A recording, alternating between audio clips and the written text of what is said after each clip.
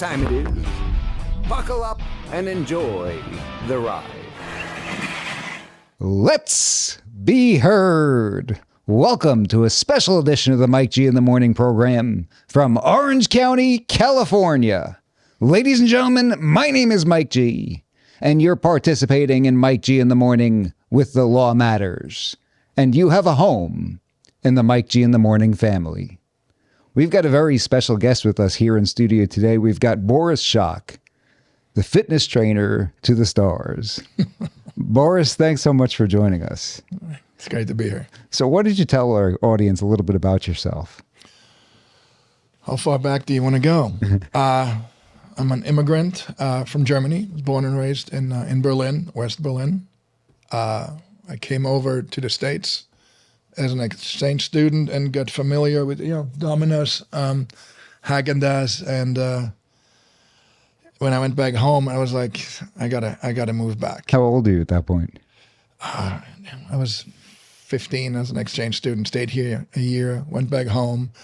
Conan the Barbarian came out with Arnold Schwarzenegger, and I was like, that's what I want. And I started working out, and a year and a half later, I think the wall came down in Berlin, and shortly after that, I was like, I'm out of here. I'm leaving. What was that like growing up pre-wall coming down? Intense, when you had to travel through, East Germany, Deutsche Demokratische Republik. I mean, literally, part of Russia. And it was intense, entering and then leaving, on the other end, getting your passport checked. I mean, I remember, visiting family. We took the train and the guards would come, with machine guns and, the big furry heads with the red star at the, and one time I had a Coca-Cola with me. It was still closed. It was, I think it didn't have 6 packs back then. It was just like 1 or 2 cans, and they confiscated them because it was, it was a danger to their view of life. Of course, I mean, probably the guard took it back home, took it to his kids. And then the same thing happened with a comic book. I think it was like Mickey Mouse. And they literally made me stand against the wall, patted me down. I'm 6, and they gave us, in German, I mean, they're, German speaking, they gave us all kinds of, their peace of mind of what they thought about that sort of, So anything related to Western culture was sort of off limits? Yeah, absolutely. And what was the reasoning behind that? Just like movies and TV shows today influencing the kids, I mean, they didn't want any of Western society's, thought mind good to enter, their space. And what was it about Western society that you think they were scared of? Looking back, the truth, which leads to, freedom, and freedom is not something they wanted their people to get accustomed to in any form or shape. You say looking back, how long did it take before you started to understand that? I mean, really much later, in my later years, because my views of politics changed quite a bit. I had a very liberal upbringing. And this is in Germany? This is in Germany, yeah. I mean, I literally had, if you open up a dictionary and look up the definition of hippies, I think there was a picture of my parents right there. So, the U.S., type of thinking was not at all something that, that I was accustomed to. And that when it came up in movies and things, to my everlasting shame, I think, God, I can't believe I say this on the air. Reagan came to Berlin, and I went to a demonstration against Reagan. Oh. Oh my God. Every time I think about that, I cringed. But to be fair, the liberals of back then are much different than the leftists of today, right? Absolutely. Yeah. Well, I think that's the main difference.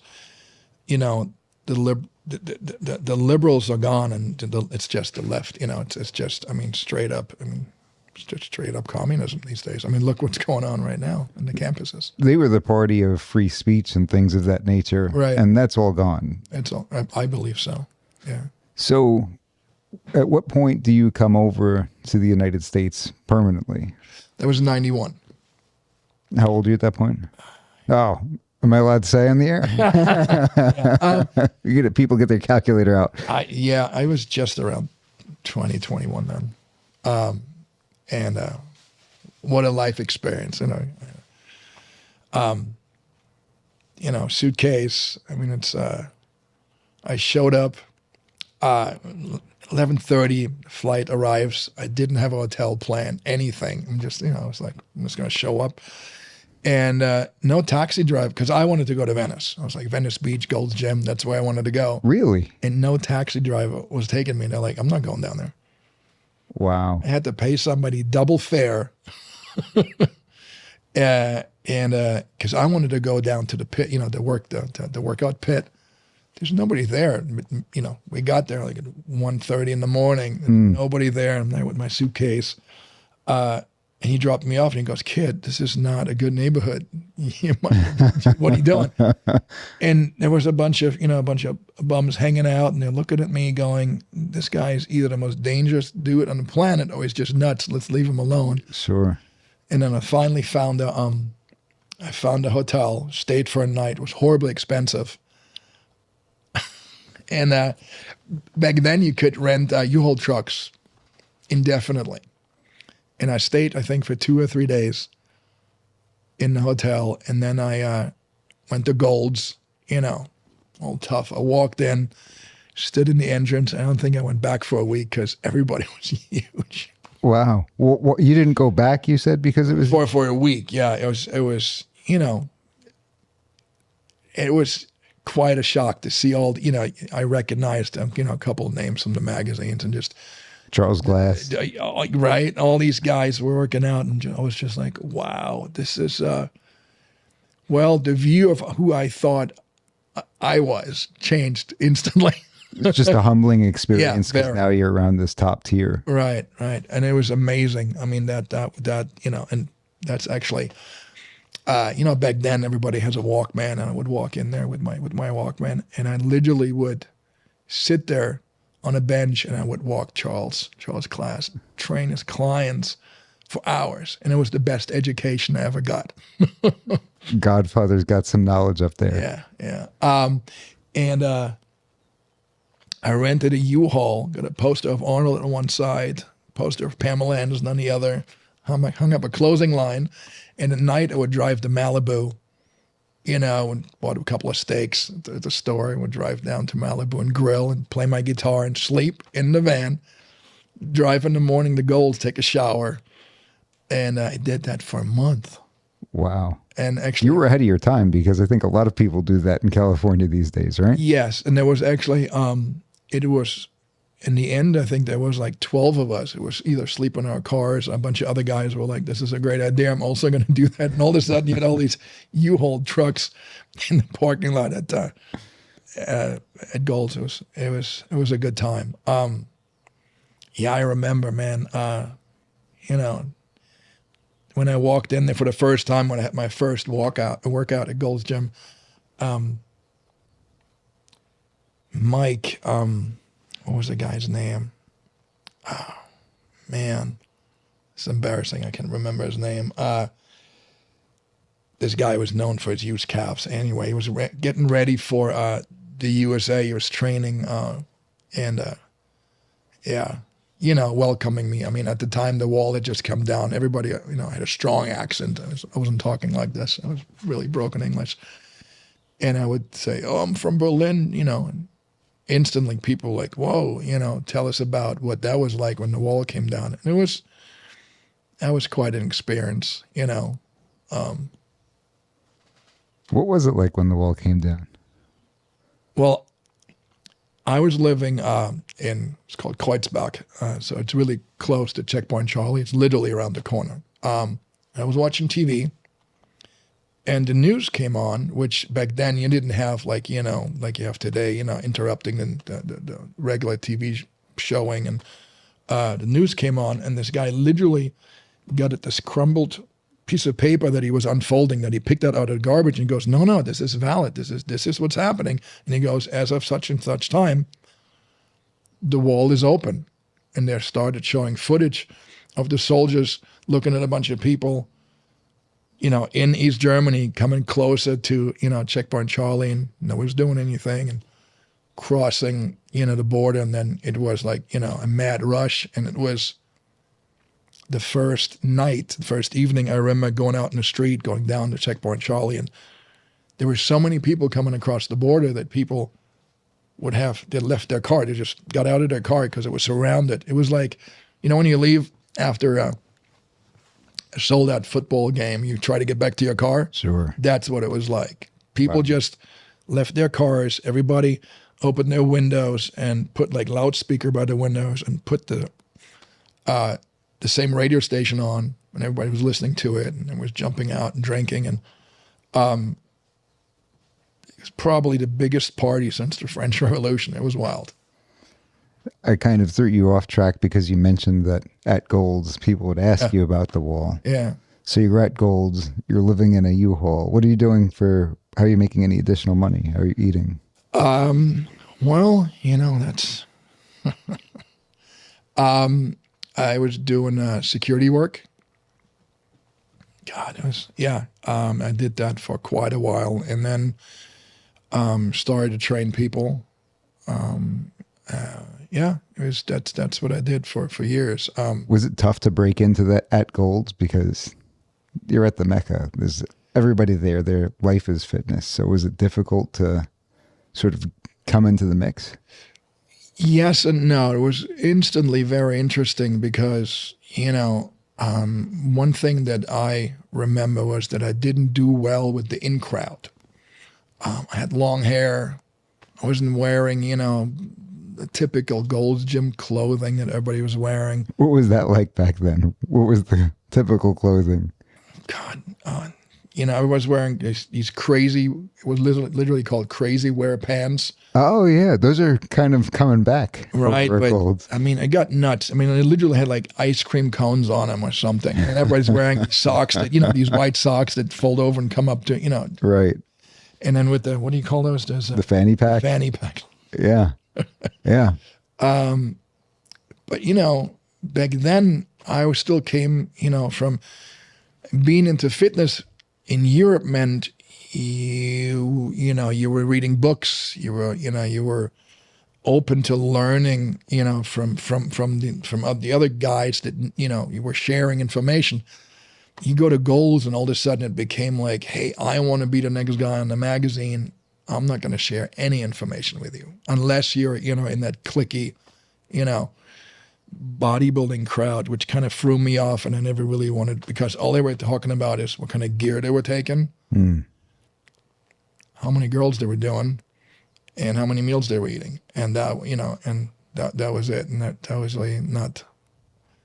For me, fitness had to do with getting to know me, which meant I had to really get to know myself and dig deep and what was that all about, going to the gym and going, hey, I want to squat more than I did last week, or, all that stuff that we're trying to do when we're trying to get big. And started competing, quickly learned, had some interesting experiences. I made friends with, back then, there was this guy called Dan Duchesne, and he wrote the Underground Steroid Handbook. He was sort of the first steroid guru. And we became really good friends. And we're sitting at the firehouse where everybody goes around the corner from Gold's, eating lunch. And he looks at me, the rudest thing anybody ever told me. I was so offended for a month. He says, Boris, you'll never make it as a bodybuilder. You're way too smart. How dare he? At the time when he said it, I was so offended because all I heard was, you're never going to make it. You don't have what it takes to be like the other guys. You just don't have it. And now I know what he meant, because, you start.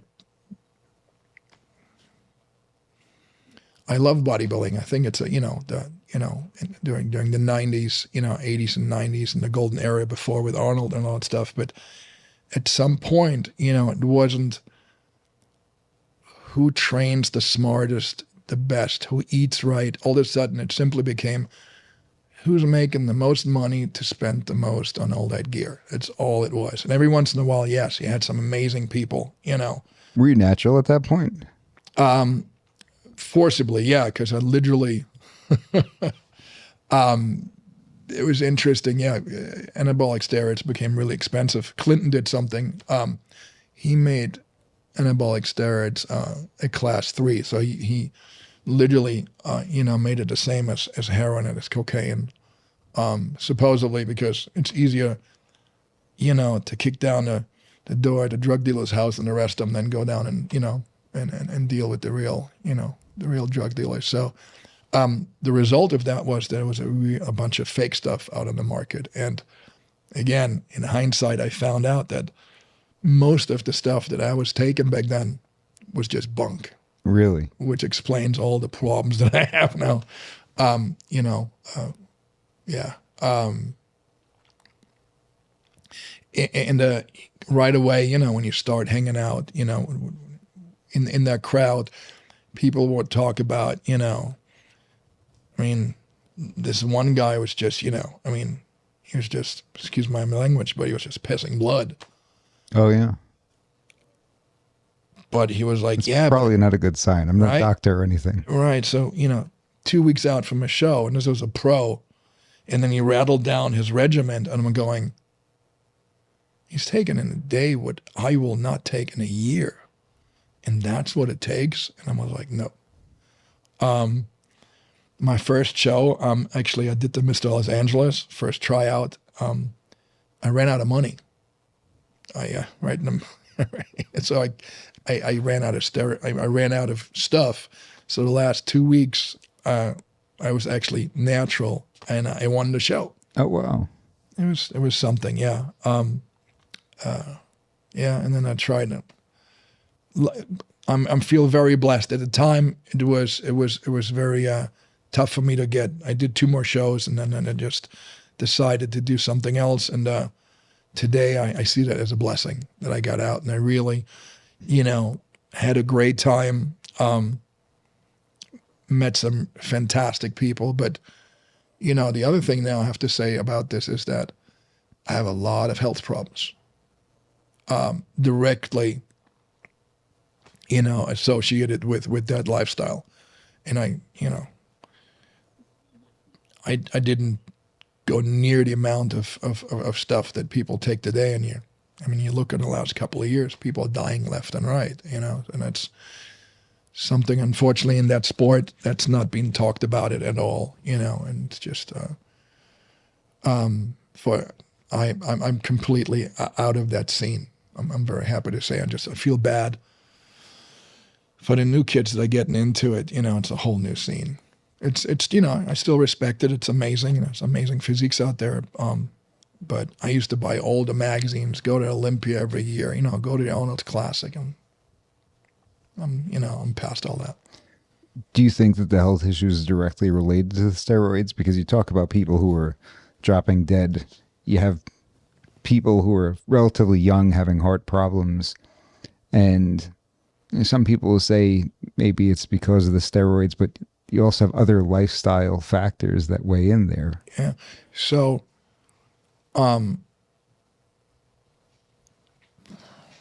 personally, I believe in my own experience with the people that I know well throughout the years, the health problems are not so much from the steroids, even though, it's not good. But there's other drugs that come with specifically the competitive, like cutting, getting ready for a show, diuretics and so, and so forth. That will actually lead to the health problems down the road. But yeah, I'm not a doctor, but that's just my personal experience. Were people abusing recreational drugs in that scene as well? That's yes. Yes, that's something that unfortunately, comes with it. And I can speak to that myself. I went to the Mr. Olympia one year, and never taken any recreational drugs because I was a bodybuilder, like Arnold and Frank Zane, and I was doing the healthy thing. And then I had this, I'm not going to say his name, but I had this guy that was at the very top, and he had a family, had a wife, he was a family unit, something I always wanted. And after the show, I go to, the Mandalay Bay. We're, going to this one restroom. I kick open the bathroom stall, and there he is, my hero. And he's snorting some substance of some chick's chest.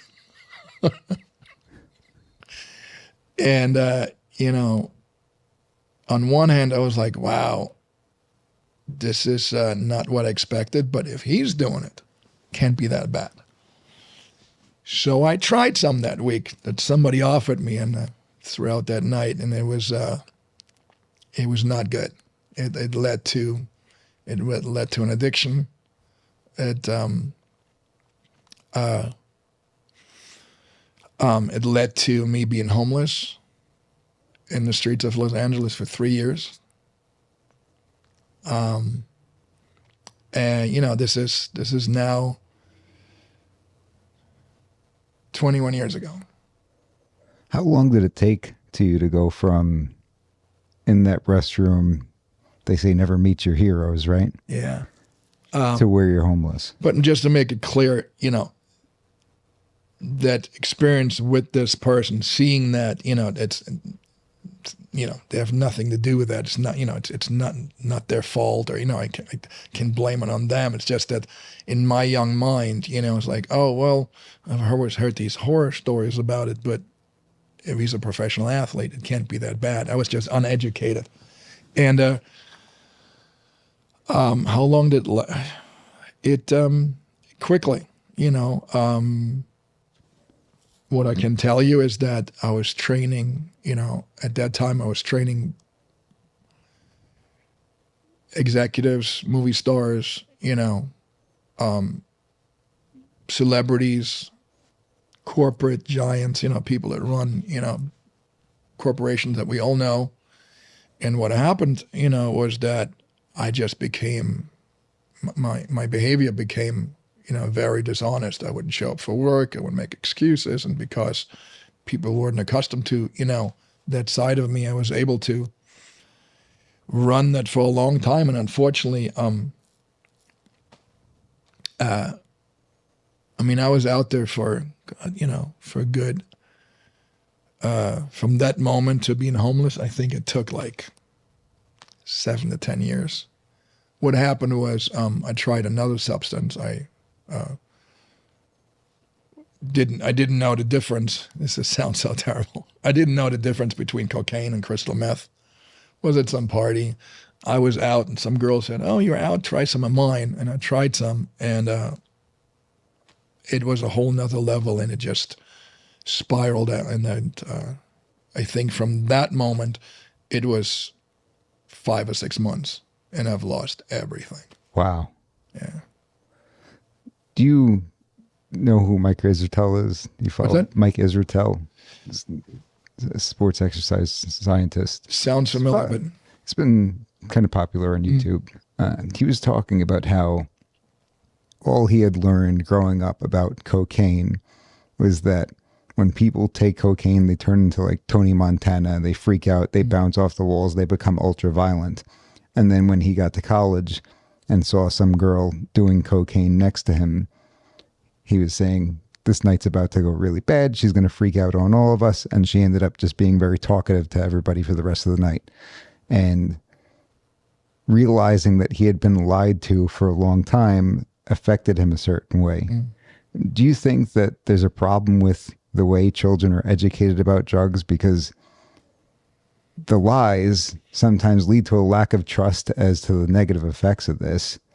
And if somebody tells your story instead, you're not going to freak out. You're not going to act like all this, but you might stop showing up for work. You might start to lose some clients, and then you might have no money, and then you might end up homeless. Do you think that honest story is sort of a better way to go about it? Well, I mean, honesty is always the best way to go, even though, that's not something we've been taught in society, and we're always trying to. But which angle you want to take on this, So, sorry, I'm a little lost in my past history. Sorry. I gotcha.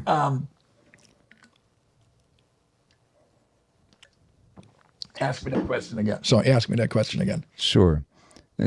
When children are educated about drugs, it seems that a lot of things are not necessarily even exaggerated, but they tell them these ridiculous things about the bad side of drugs, where if they had just been honest with the kids about, here are the bad things about drugs, that might be enough to lead them away, because when they find out that they've been lied to, they might be more inclined to try it. Well, because in your example, you're thinking, oh, these straight up guys who have a wife and a family, they couldn't possibly be doing cocaine. And then you walk in and you see something like that. Well, there's so many different angles to that. And I think by now, I mean, even young children, unfortunately, I get educated about, all these things way too early. And they do know, but they don't care, I know I'm jumping all over the place, but one thing I've been doing, there's this school project in Los Angeles for kids that they get into trouble with the law criminally. They commit murder or like high-end drug deals, and the law can't do anything with them because they're 10 and 12, which, it's something the criminal element out there is very aware of and takes advantage of. And they're completely educated, about drugs and alcohol and sex and all these things, way too early. And they don't care because, there's a different element of being our youth today being lost because something's amiss. There's you can be a good parent, but then, with the school education system and all these new things that have been thrown at our kids, that make them wonder who they are and how to go about, feeling better about themselves. And unfortunately, through the, Hollywood and whatnot, what it means to be a man or a woman or any of these other options these days, is confusing. Do you think that there were two ways you could have gone there when you walked into the restroom and seen this happening? I know you said it wasn't the guy's fault, then that's not what I'm saying. But when you see that happen and you decide it must be okay enough for me to try it, it seems like there could have been another direction where you say, that guy's a fraud. He's got it all wrong. I'm not going to do that, and I'm disappointed in him. Unfortunately, today that probably would be my reaction. Back then, I was not properly assembled. My growth, my personal standing in life was I want to be part of. I wanted to fit in, especially in that scene. I was, by now, when that happened, quite a few years had passed from that guy that slept in, the U-Haul behind Gold's Gym. Now I was, within that circus trying to, be a part of that. And I wanted, more than anything, I wanted to be one of those guys. And what I had, concocted in my head, what that meant, was that, that all means necessary, no pain, no gain attitude that, unfortunately, I think is a negative, because there are consequences, and one should think about those and know and evaluate and be able to evaluate these consequences. And when you're young and impressionable, and that falls to the wayside very easily. Was there a lack of confidence in some sense? Because it would seem that if you're confident in your beliefs, that no matter what this guy did, you still wouldn't have tried it. Absolutely. again, today I know that I didn't know much about anything. What exactly my standards were? What principles was I living by? I didn't have any. And if I did, of course, have principles to live by, they were constantly changing and being influenced by my environment of, all that matters in that environment is that you're number one, by all means necessary. And I happen to think today, where I'm coming from today, that's a very negative point of view, because there's a reason why our best and brightest end up in, stingy hotel rooms with questionable ladies with substances, at the height of the career, because there's something that is missing and it comes after, the big trophy, the big, the big hoopla, the big success. There's more to life, and we just don't tell people that today, much less our youth. I mean, personally, I would probably tell you that the last 10 years, I am finally coming to my own where I can say I am who I always thought I should have been or I wanted to be, because I have principles I live by today that are pretty much unchangeable. I mean, they're steadfast and not going to change. And I didn't have that. And, youth doesn't, when you're young, I mean, that's what being young means. You're learning, you're coming into your own. Were you raised in a Christian household? Absolutely not. No, I was raised in a hippie, in a hippie household. I wasn't sure if there were any hippie Christians out there. Well, I've learned that they were here, now, with the whole, revival here in California, which is amazing and interesting. But,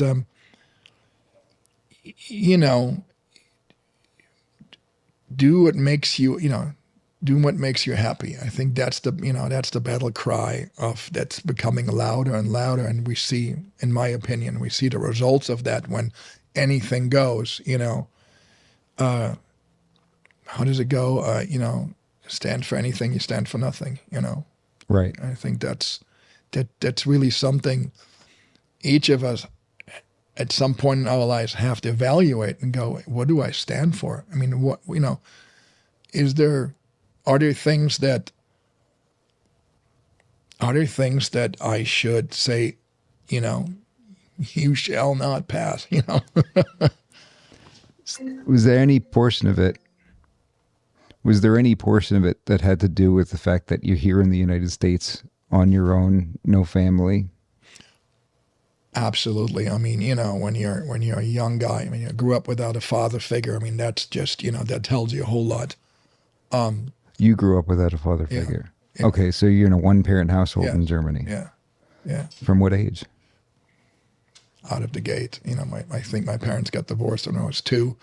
The nature of, the lifestyle was that he would periodically come around, as he was exchanged,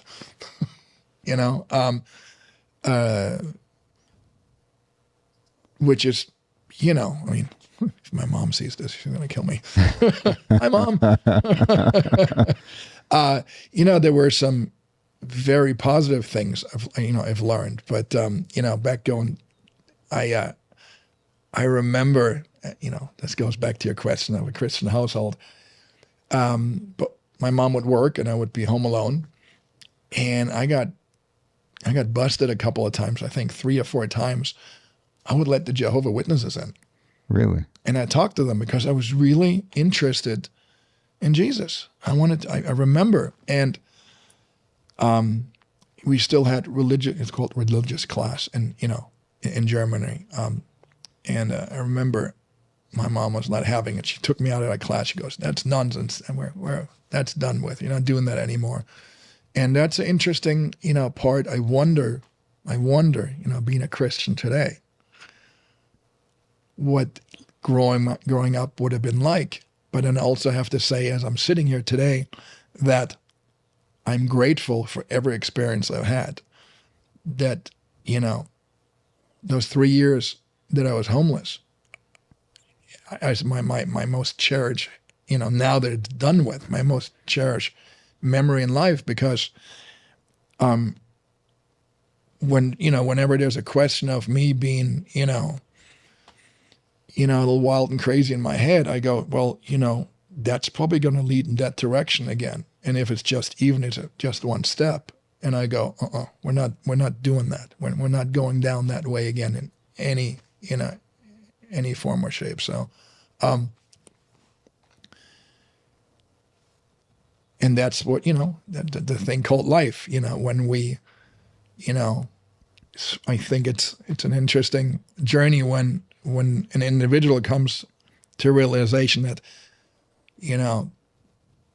God doesn't hate me. These things are not happening to me because I'm a, unwise person. These are learning experiences, and it's like a video game, if you will, right? To go to the next level, you have to master the first level to get to the next level, and that's, in a very childlike way. I think that's how I see life. So you came over with nothing, no guidance, nobody to call, and then you end up winning Mr. Los Angeles, you said? Yes, as a title, that was a great experience, but really what happened was, there was a guy named Art Zeller who was basically, was a photographer, and he's the one, all those old black and white pictures of Arnold Schwarzenegger, he took those. And,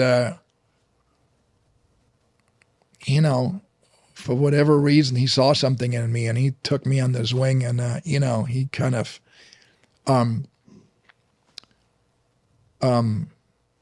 guided me a little bit.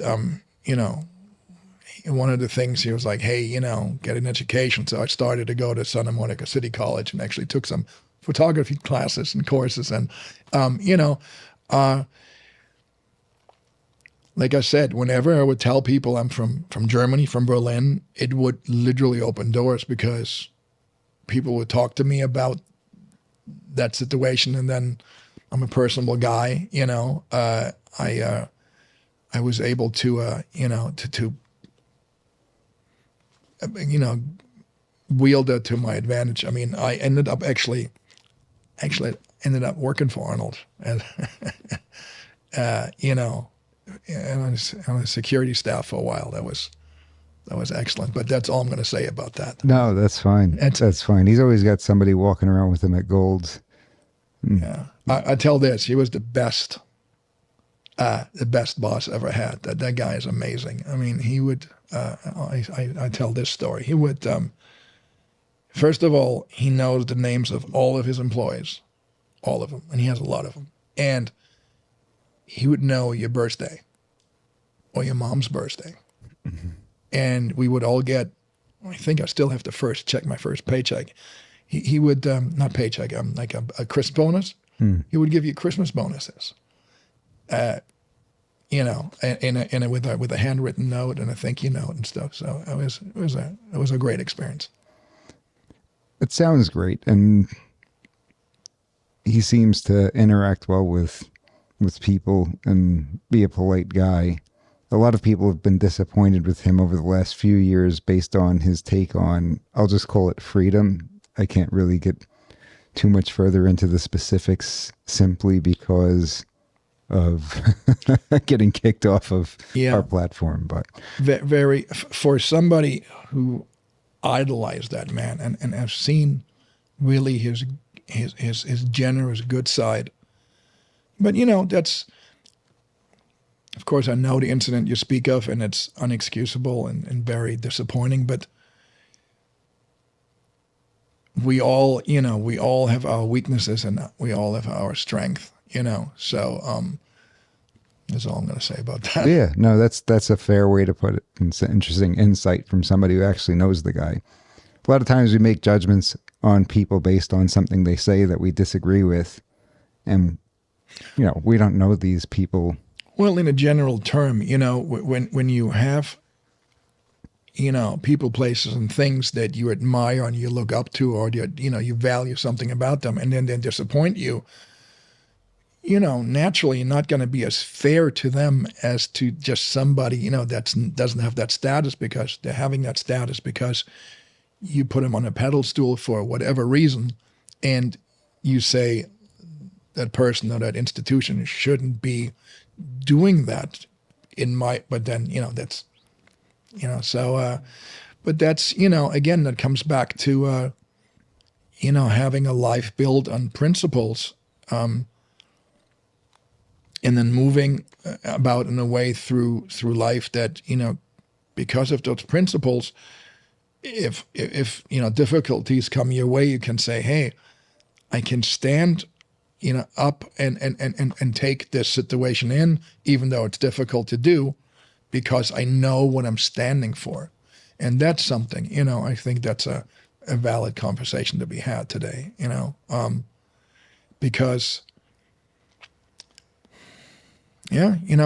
I came here for the American dream, because, the Constitution, Ronald Reagan, and Superman, right? For justice and for freedom, right? For the American way of life. And today, America stands for just don't get caught. And that's, for someone like me who came over here,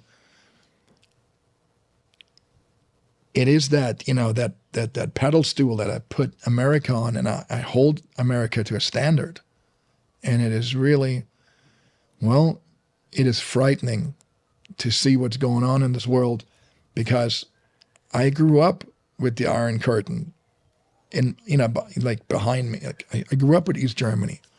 I've seen, going into Germany, like we all did, after the wall came, the wall came down, and saw really how these people lived. I mean, I can tell you stories. We know today that every TV had a camera on it. Everybody was spied on. Wow. Everybody, there was this when you took a vehicle through East Germany, you had to go through this tunnel.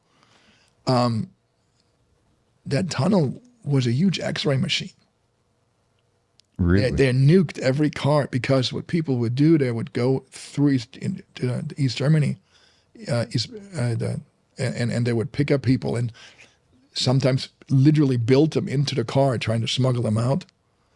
And it happened so frequently that they're apparently... Did anybody end up having any health effects from that? I remember one article that was said that because, see, the wall wasn't just a wall. It was two walls. And in between you had what was called no man's land. And it was mines and all that. That property got bought up by, developers. And if you fly into Berlin today, it's very interesting. You can actually, they built buildings with the same rooftop color. So you can still see the wall, but it's all buildings now, And I remember an article said that they couldn't sell that land because it was literally a wasteland, because it had so much radiation that they Wow. had. So I'm sure that, there's something there now, but they probably dug a hole and took all that land and shipped it to God knows where. But,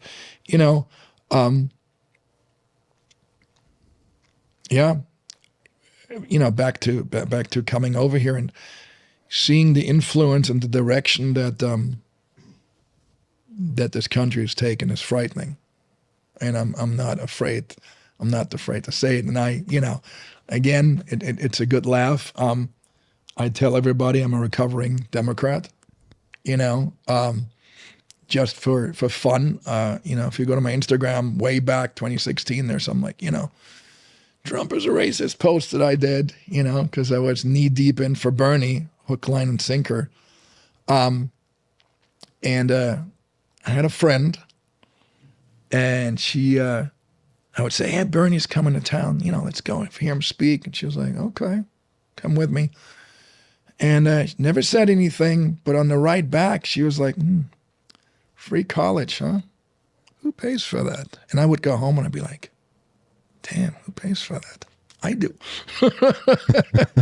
And it slowly, if And that's the thing, I think the most difficult task of any person is to be honest with themselves. It's hard enough to be honest with you, with the world around us, but to be honest with ourselves and to say, oh, wow, there's something wrong here and I got to adjust. And I think I know there's so many people out there, they went so far down a certain path, it's like a domino effect. You change one domino stone, they have to admit if something is wrong here, then it's wrong there, and it's wrong there. Then my whole way of thinking is questionable, and I don't think people are capable of doing that. I know for me it was, there's some things I've said and thought and repeated throughout the years that I go politically, that I go, wow, this was just, it was wrong, it had consequences, Do you think that people would rather double down knowing deep down that they're wrong than admitting they're wrong? Unfortunately, I think that's human behavior, absolutely. And I mean, from my own personal,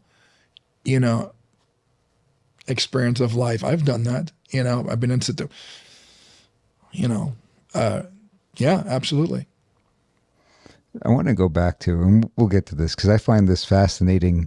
That's how I ended up meeting you, was you commented on one of the posts about liberals for Trump, saying that you're a recovering Democrat. And I thought that was interesting because, our boy Johnny is a liberal for Trump.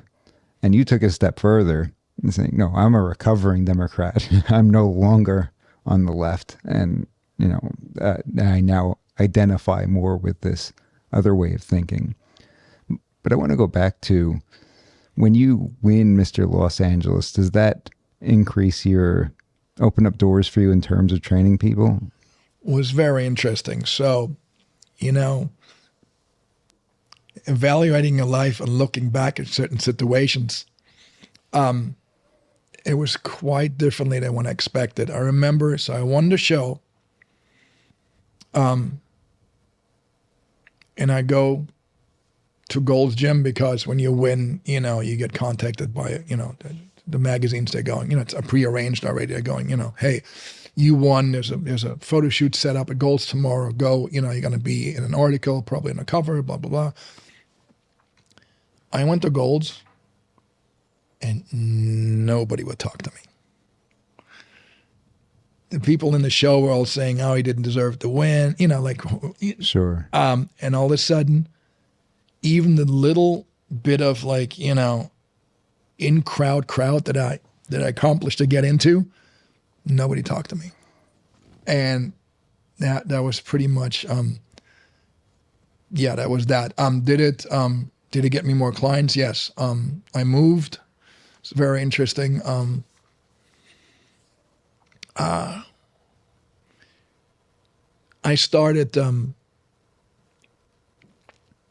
started working with a doctor. How it does not really matter, but I started working with a physician that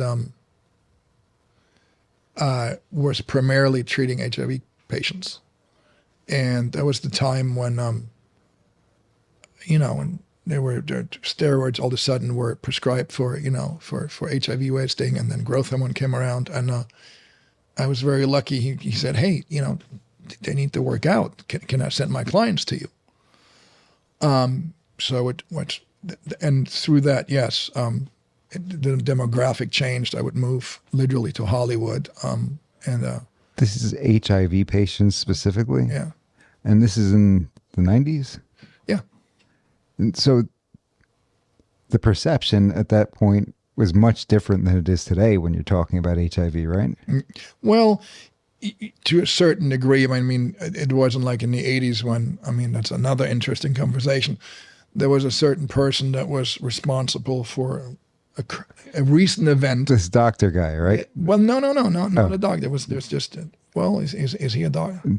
Yes, as a doctor. Yes, of course. Yes, as a doctor. But that person in the 80s was going around, and it's very interesting that nobody, sorry, I'm making that left here, but he said, hey, don't go out to restaurants if you're eating or drinking from a place, from one of those gay people, you might catch it, stay in your home.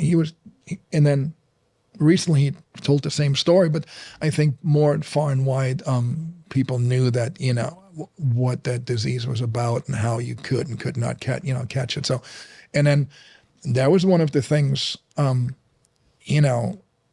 growing up in Europe, doing that, even though in the late 90s, sex was still a very weird subject in America. It was still very, I remember coming to America and watching shows, 82, and there were like boobs on TV, and they would blur it out with some, on the TV because you couldn't show it. But anyway, going back, in Europe, having a different sexual orientation, nobody cares. It's a non-starter. It's not nobody cares. It's not such a big deal. So I would come into this environment in that and I was, if I say I accepted them, it wasn't an issue, But it seems that the concern over the virus itself was much different back then than it is today. Absolutely. And you said it's not like it was in the 80s, but even in the 90s, you'd have people who wouldn't want to be so up close and personal with those folks based on that. But that never crossed your mind when you had them as clients? No, never. It just working together with this doctor, and just knowing, being educated about what we knew, and that was a fact. How it's transmitted. There was no concern. Yeah. No. So you're pretty sure at that point. Hey, Yeah. we're not going to be bleeding on each other and all this other stuff. Yeah. Yeah. Interesting. So then you go from there to you start to get clients who are actors and things of that nature. Yeah. Because that's when you made the move to Hollywood. Yeah. Yeah. I got a lot of industry clients, and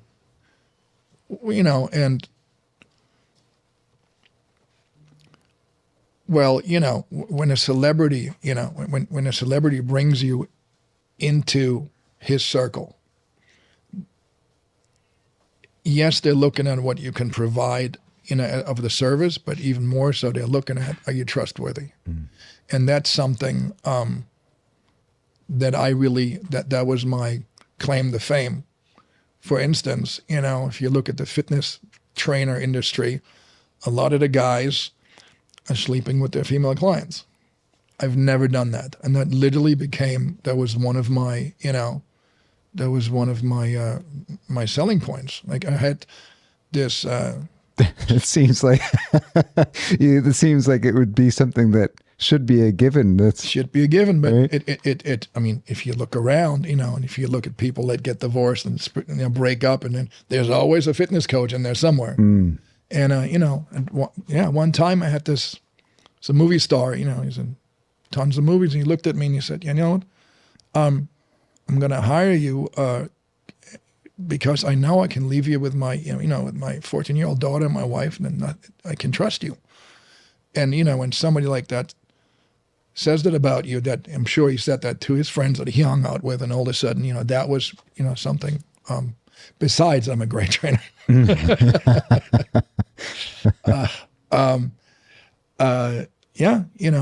I was really blessed. I got really lucky.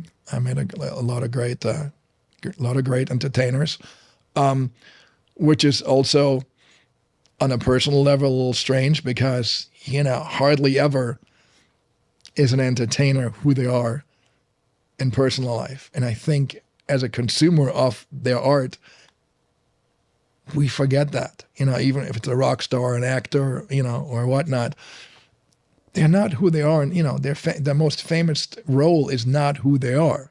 Sure. Yeah. Do you find that it's easier to work with them in their regular personality than who you would have thought based on their on-screen personality? I don't really know how to answer that. Oh, absolutely. I mean, training. Yeah, of course, because the person there act to be, what did they need me for? Yeah. Sure. And when you deal with these people, are they mostly kind to you and everything like that, or? There's a lot of unkind people Really? in the industry. There's a lot of kind people. It is very interesting. Again, I can't say, I won't say any names, Sure. but there was this one individual who literally started training with me when he was a nobody. I mean, he was sleeping, on his buddy's couch. That's when I first met him. And then he became famous. And it was interesting to see how money changed him. When all of a sudden, when we as humans, we all of a sudden we have this thing where we go, oh, this makes me better than you. And it's an ugly thing. And is this a guy that people would recognize walking down the street? Absolutely. Yeah. Yeah. And then I've seen a lot of people move through that and come back on the other side and actually get very humble, mostly because, they got some tragedy or something happens to them, breakup, or, somebody else got the role at a gig, or they get kicked out of the band or whatnot. And all of a sudden they realize, oh, I am not who I portray, in my art. I'm just, so yeah, I've seen, and again, I think that goes, no, okay, let me take that back. I know that's because in society we have a lack of principles that we live by, I mean, as I can't speak to what it's like to be a woman. I'm a man, and there's very specific ways I think the way a man should move, and the way, what he should and shouldn't do. And when somebody has that, they move differently through life than when they're not sure, they don't know what what they live by. Did you meet anybody who was a professing Christian in Hollywood? In my time, I wasn't really interested in that. It was not on my heart. I would, if you needed Jesus, I would laugh at you, because I don't need anybody. I'm the center of the universe. I'm here to rule the place. That was my attitude in life. And through my, journey of my recovery from addiction, I am now that Jesus freak that's going to talk about Jesus any moment in any setting. There's a story I'd like to share with you. It was really exciting. I'm so blessed that it happened the way it did.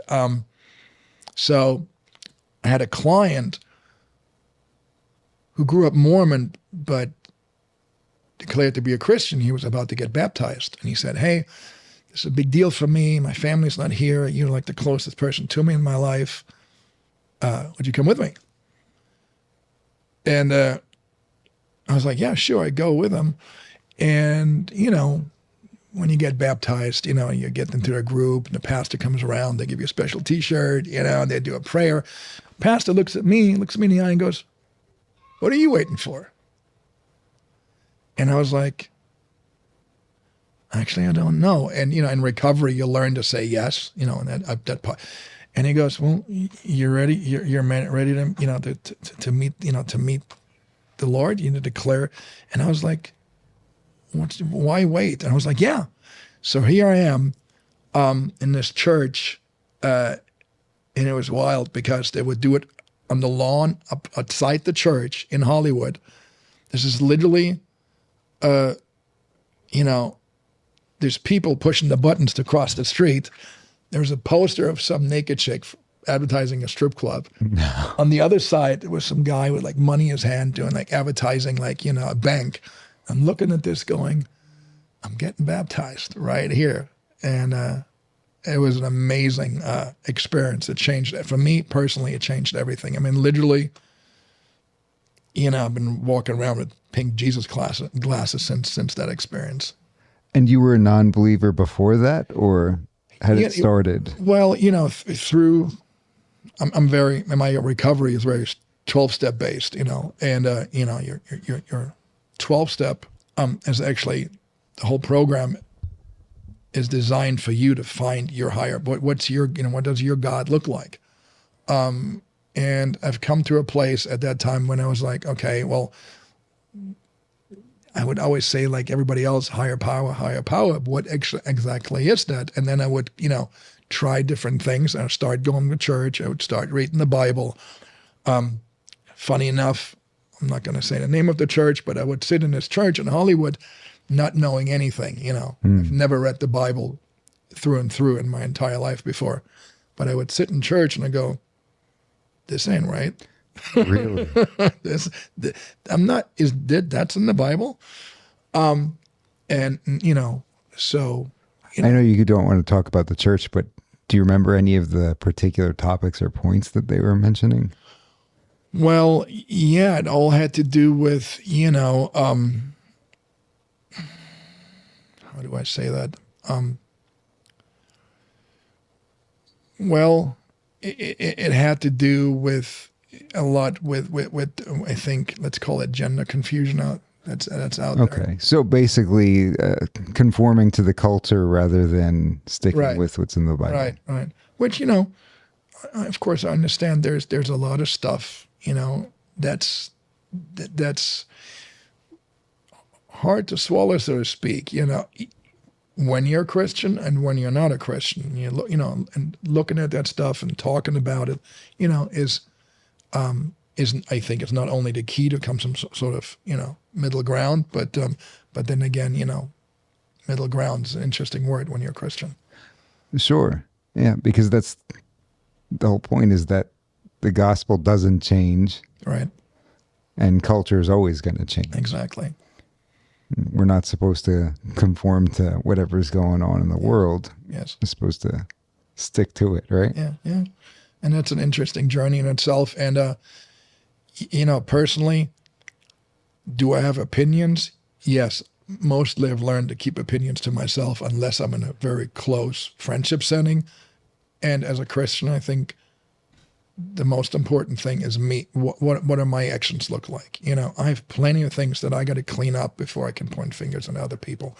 Do I love to have conversation about stuff? Absolutely. Which, one thing in America that I sad to see is that we've lost the ability to say, you know what, Mike, that's a pretty crazy viewpoint you got there, but let's go and let's go have lunch and hang out. That's hardly exists anymore, and that's by design, and we all fall into the trap of acting along those viewpoints. Yeah, it's definitely good for us to be able to separate the two. Okay, we don't agree on this and that, but it's kind of like what I was talking about with the Arnold situation, how you hear all these nice things about him. Sure, he said one thing that we're not going to ever agree with what he said. Right. But maybe that's not the end of the line. Maybe you can recognize that somebody has some good qualities to them, even though they took a position that you disagree with. Well, it's interesting. I mean, that's a very interesting conversation because, if you look at an individual such as Martin Luther King or Gandhi, and you look into their backgrounds and their personal views, you're going to find some really uncomfortable things. But look at what they've done and what they stand for. You know what I mean? So,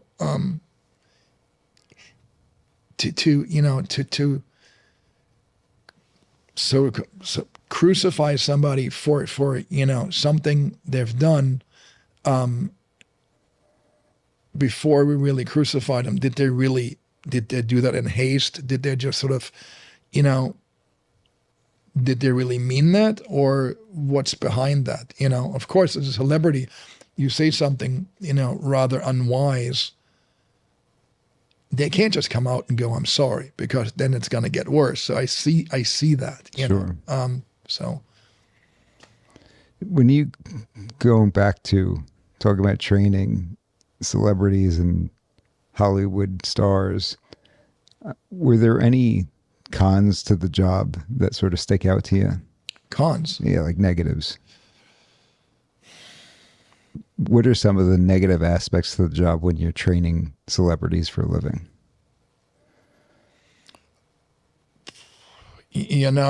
From a personal trainer / fitness coach aspect, I don't think there are any you training a celebrity, that's another step up that ladder, and whatever comes with it is just, that's the job,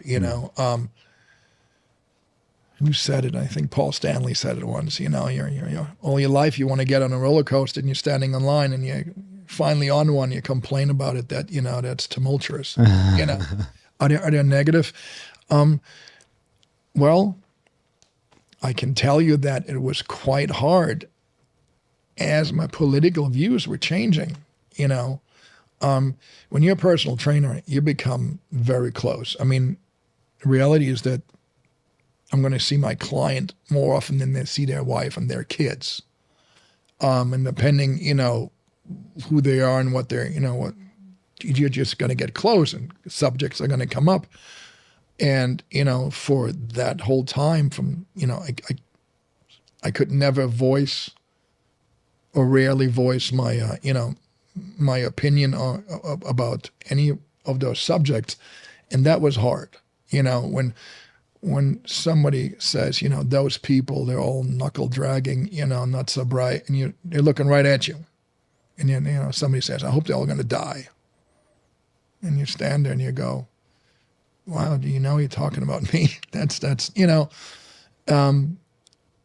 but then again, I think that's a great lesson, because every time somebody does something that's not kind, I look at them and go, oh, thank you for showing me how not to do it, which is really a great service. But do you have anybody ever show up to you and say, okay, I've got this movie role in a month and I need to get in shape, and have unrealistic expectations? Well, depending who you are as a client, yes, of course I had people say that. The worst, when somebody says, so I got a wedding in 3-4 weeks and I got to fit in my mom's dress. That's even harder. Really?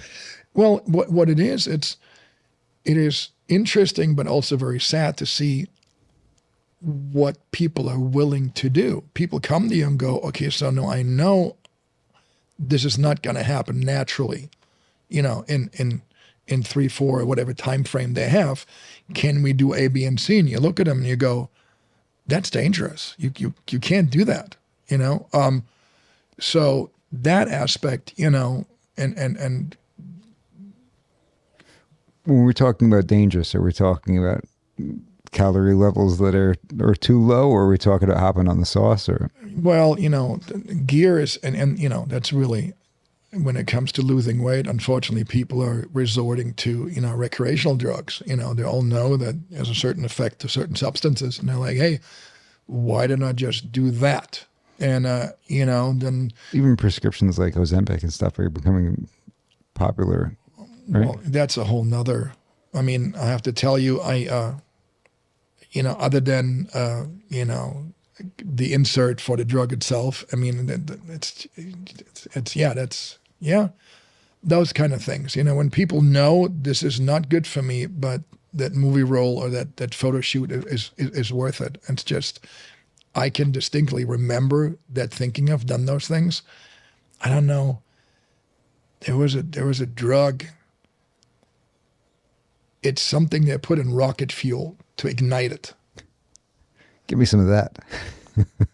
Turns out this is a crazy fat burner because it heats your core temperature. Wow. It heats you up.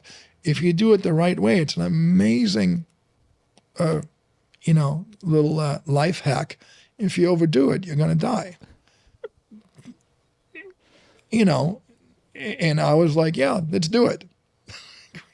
Crazy. I wouldn't know today. I'd be like, no way. That's just, back then I was like, when you're young, you think you're going to be young forever.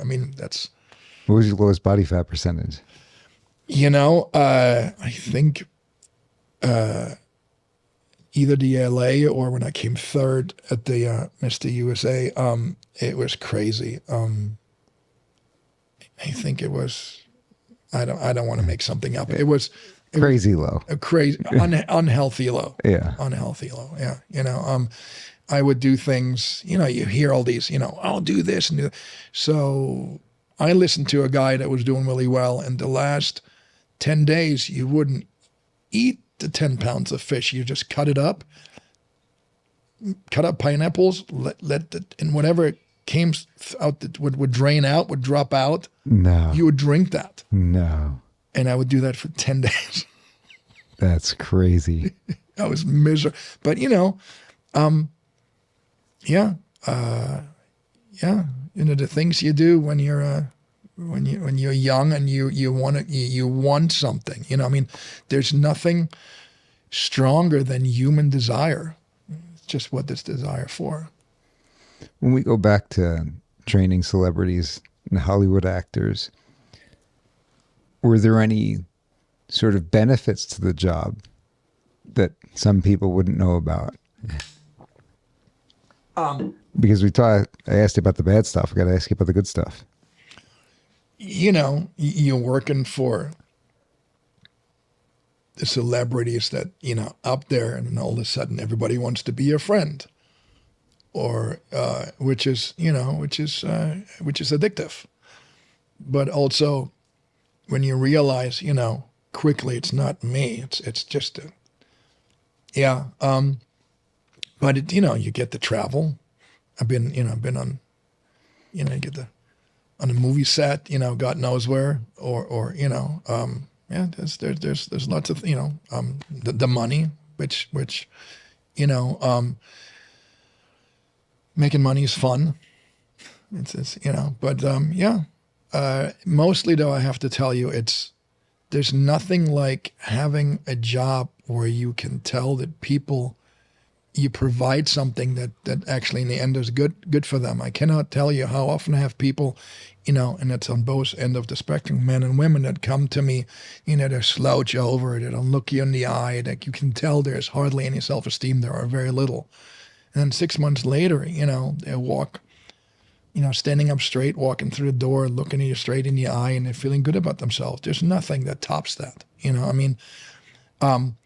Having the trust of somebody, when they go, what do you think I should do, Boris? And you go, do A, B, and C, and then they come back and they go, I did that. That's a great feeling, when you go, wow, somebody valued what I had to say, because it worked for them. And there's nothing that, no money in the world can top that. We hear a lot of crazy things about Hollywood within the last few months, different people coming out and saying anything.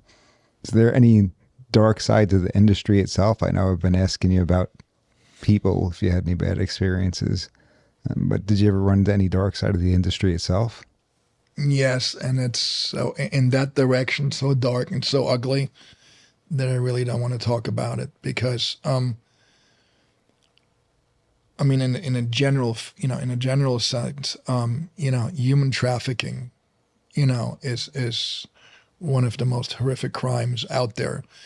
And if you just look at the stats that we know about, you take something like the Super Bowl and the statistics of human trafficking that we know about that happens because of an event like the Super Bowl. If you look at the stats, it's horrific. It's really, because really?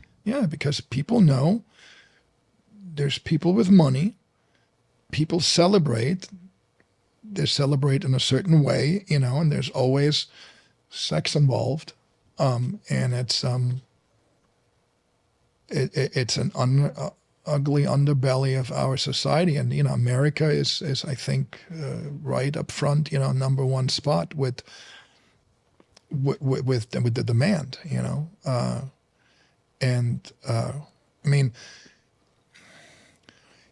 when I came here, first time I went to Hollywood, I remember there were hordes of young people, homeless people, 15, 20 at a time, hanging out together. Have you seen any young homeless people? They're not there. Do you ever see any female homeless people? You don't. There's gangs that specialize about snatching them up and shipping them to Dubai. That's a thing. Why, in general, is this something where if you start to talk about it, people call you a crazy conspiracy theorist, and it's certainly not reported on mainstream media? because it's so ugly, and we're all part of, if you talk about American society, we're all part of that. And, it doesn't matter how delusional the individual is. I think we're all, in some sense, if we want to admit it or not, because of the, political environment that's so crazy these days, but we know that we're part of the society. And if we're part of that, then there's a responsibility that we have. Because how does it happen? Well, it happens because the movie's gotten so crazy. This thing's gotten so crazy, the things that we all engage in, that downhill, it gets really ugly, There was a film put out, I think it was Mel Gibson, a few years ago, regarding trafficking. The name's escaping me right now. Sound of Freedom? Sound of Freedom. Well, he financed it. He financed it. Yeah. I mean, I hope everybody... The media painted that as like this crazy right-wing project, right? Yeah. And that's really, what a story. I hope everybody watched that movie. If you haven't out there, please watch Sound of Freedom. It is an amazing story. But between you and me, the most amazing part of that movie for me is something nobody really talked about. It was the wife. I get goosebumps every time I talk about it, because it was the wife that says, go do it. If you're not going to do this, you're not my husband.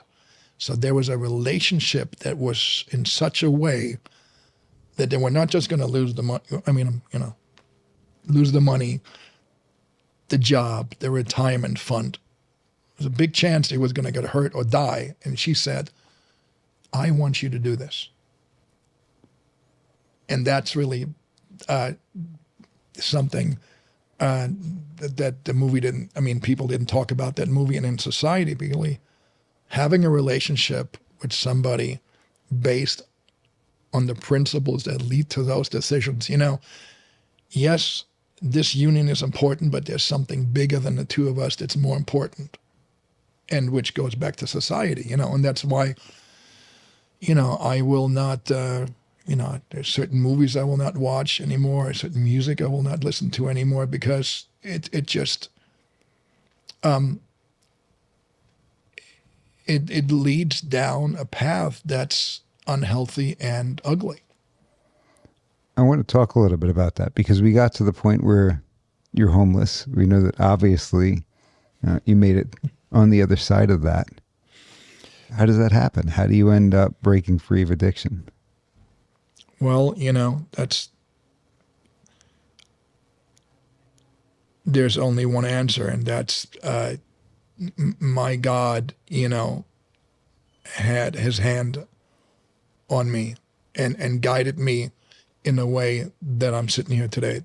If you look at the statistics, my drug of choice in the end was crystal meth, and the long-term recovery rate from crystal meth is less than 2 or 3%.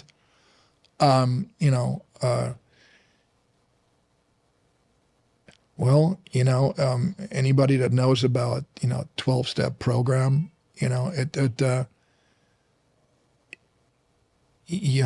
the key ingredients, you have to be open-minded, and you have to be willing, and even though it got so bad, I never wanted to end up there. I wanted to be where I'm at today, so I had a desire to get off my ass and do the work. And a lot of people, unfortunately, don't have that. They're giving up. They believe that they are their bad experiences, that they are their past, and they can't let go of certain hurts. For me, it was just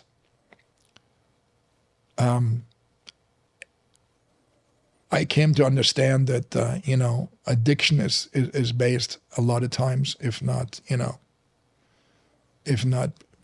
it's based in trauma, and there was a lot of stuff in my upbringing, growing up without a father, the type of hurt and pain that comes through that, being a young man and trying to understand what kind of man do I want to be and what does that mean, and,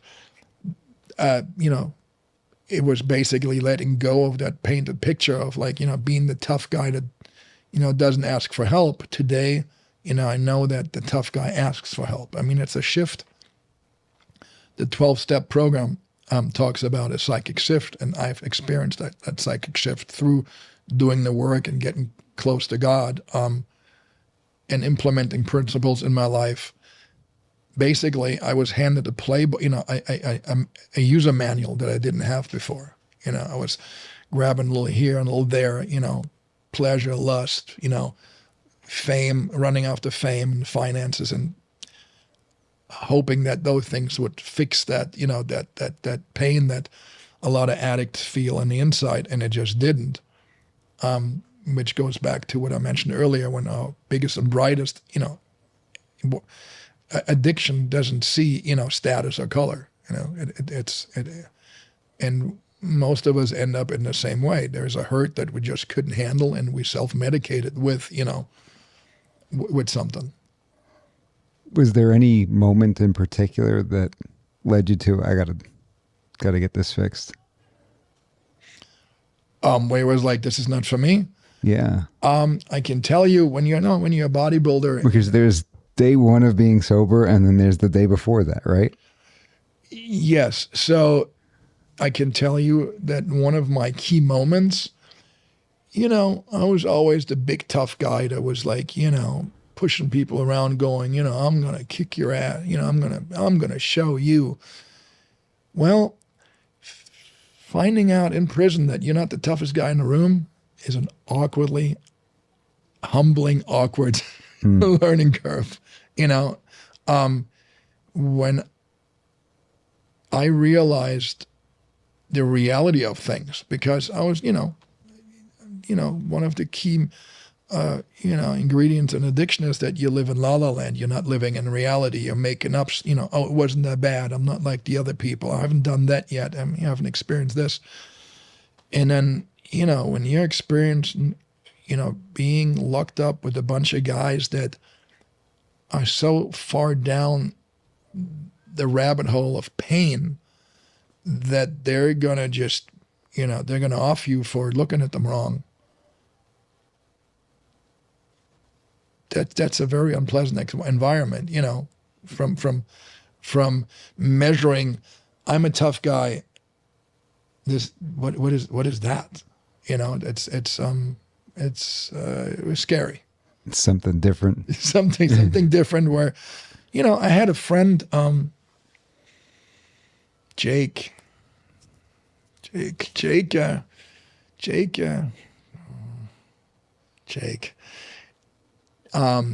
was a tough guy. Let's just say, he was in a very famous motorcycle motorcycle club.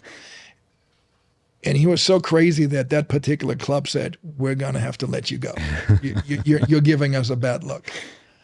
And I remember Jake he would sit there periodically when he talked about prison, he would tear up and he goes, Boris, and this is like, too tough. This is before I got sober, drinking beer, doing blow, talking smack. And you look at me and go, Boris, don't ever go to prison.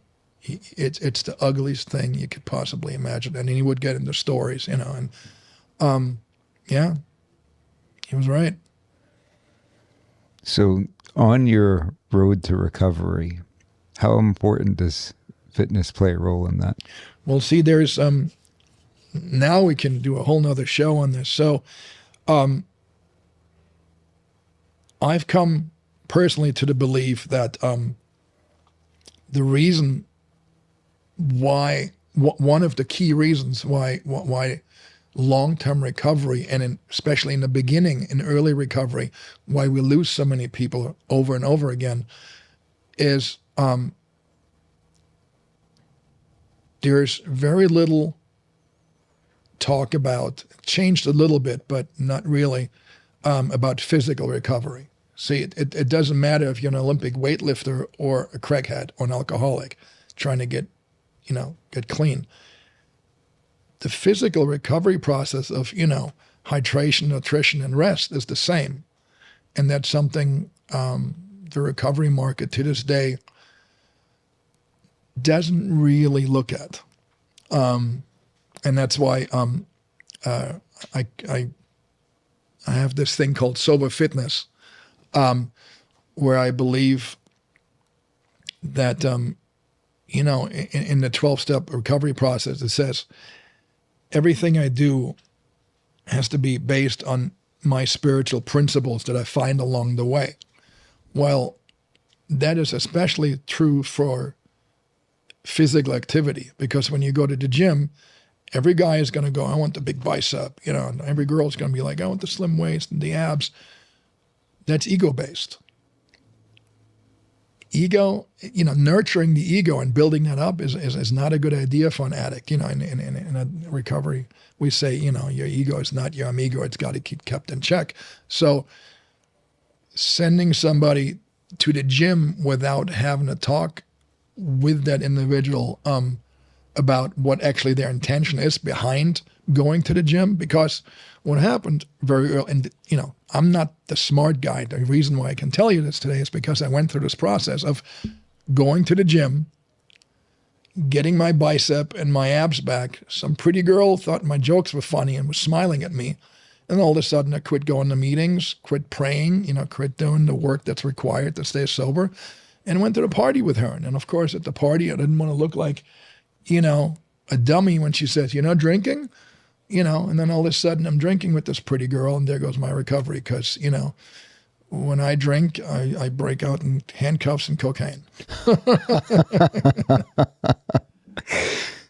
Wow. How deep into recovery was that happened? I would always celebrate around 9 months. I think I relapsed 3-4 times. Wow. Because, there was other things going,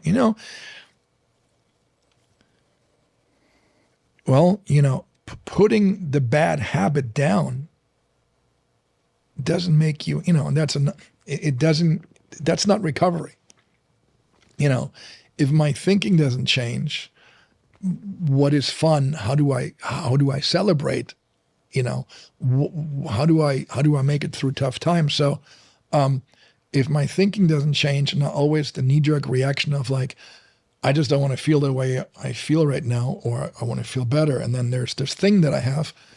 And what we addicts find out is that, okay, so I'm not drinking, I'm not doing drugs, but now all of a sudden I'm working out 7 days a week, 3 hours at a time, and I'm going nuts about calorie counting, or I work alcoholically chasing money, so the addiction, as the 12-step program says, is the ism that's centered in your mind and has very little to do with the actual substance. That's just the tool that I use not to be in the moment right now.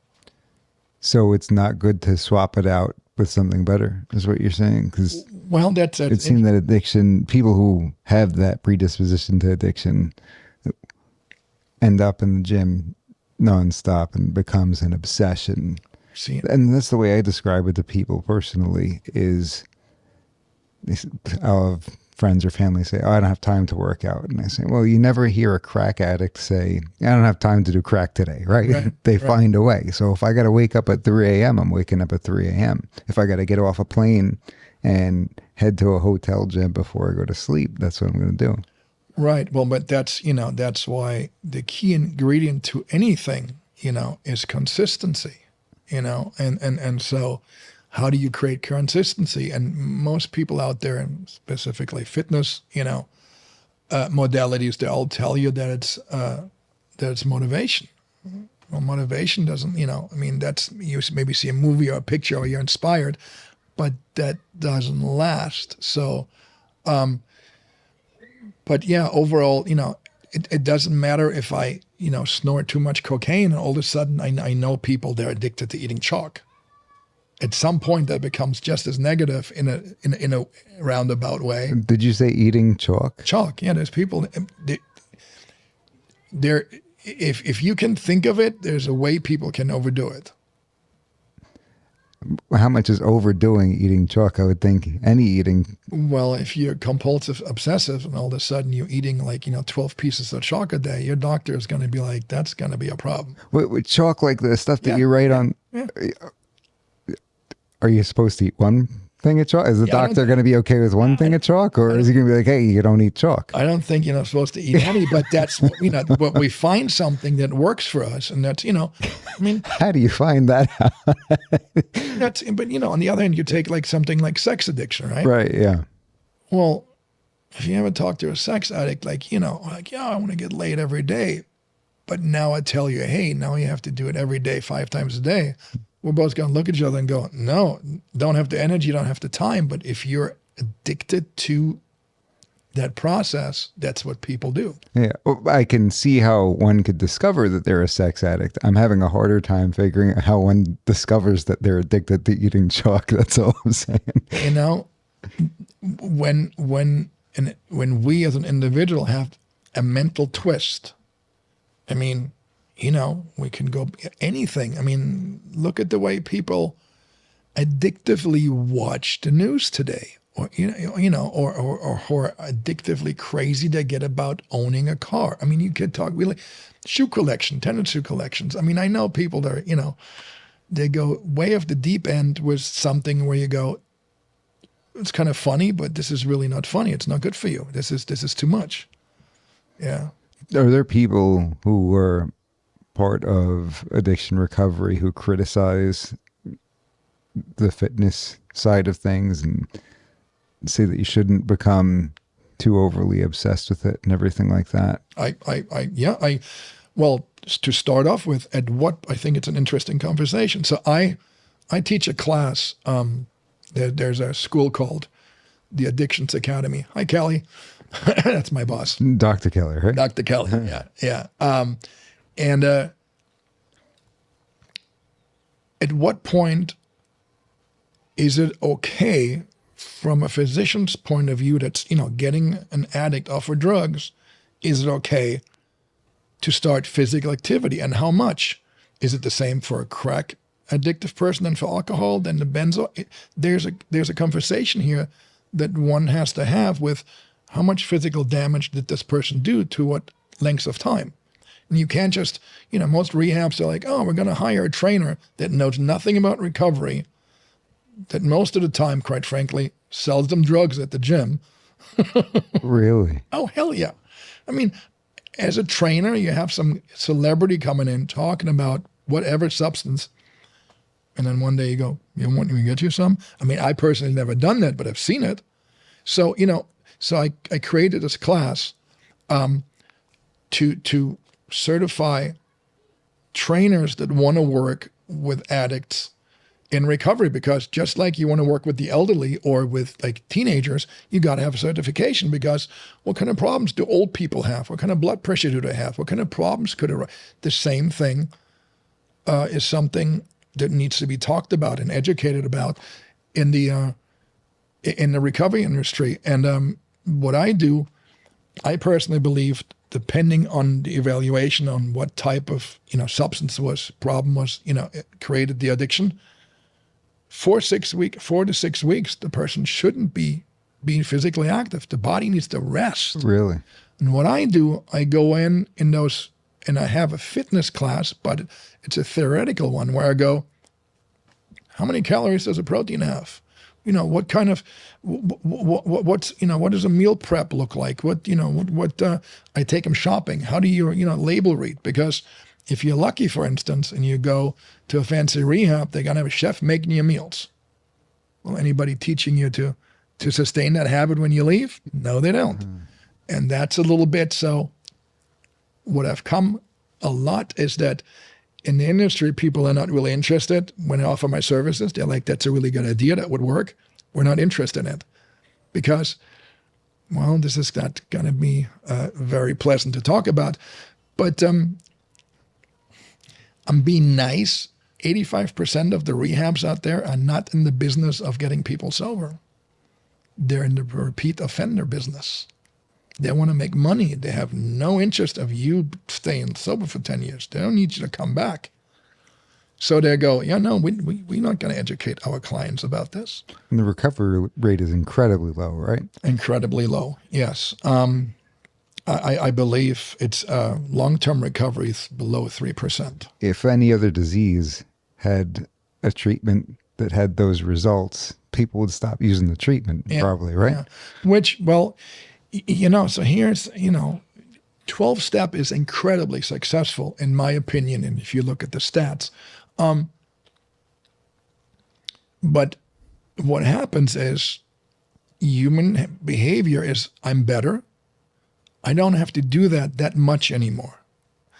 And the way I see recovery, I always say it's like, that circus act when, on that, clothing line with the broomstick, like, and the first day you're up there, you're looking at the clothing, grabbing the stick real hard. And after 3 weeks, you're waving at the hot chicks. You're like, you're making jokes. You're standing on 1 foot. You're good, right?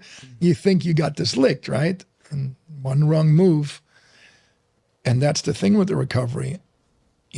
Addiction recovery, you're on 7 days a week, 24 hours a day. One wrong move, you're dead, especially today, So, yeah.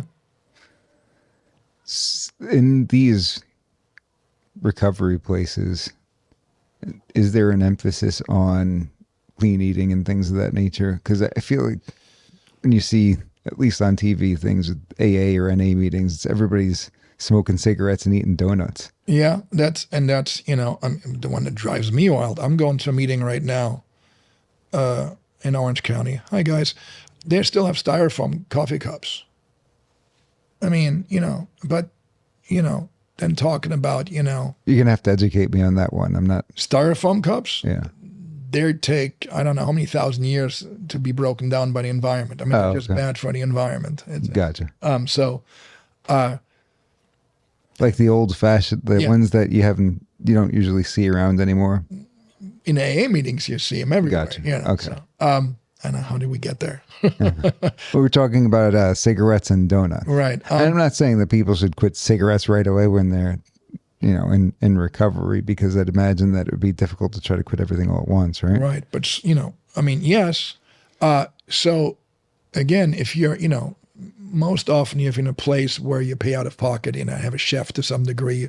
But, again, if nobody teaches you how to sustain that, it won't do you any good. In the sort of mediocre lower end prices, you get a ham sandwich, because if you would talk about nutrition, everybody would go, well, what are we eating?